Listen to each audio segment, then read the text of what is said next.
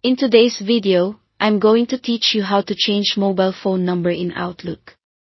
This process updates the number tied to your Microsoft account, which Outlook uses for security alerts and verification.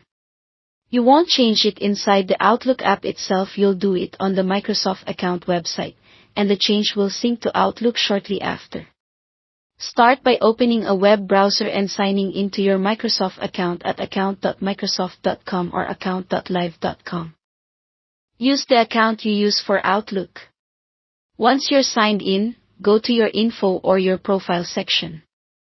From there, choose Edit Account Info or Manage My Account. The wording can vary slightly depending on the layout you see, but both take you to the same place where your contact and security details are managed. On that page, look for the phone number field under Contact or Security Details. This is where Microsoft stores the number used for verification codes and important notifications. To add your new number, select Add Phone Number.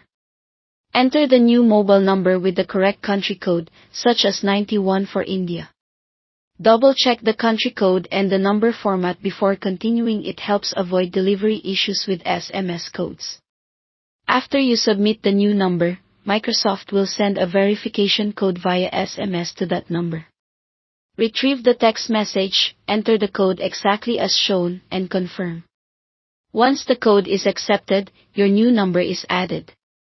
If you want this to be the main number Microsoft uses for alerts and sign-in verification, select Make Primary. Setting it as primary ensures it's the first number Microsoft tries if it needs to reach you. With the new number verified, it's time to remove the old one.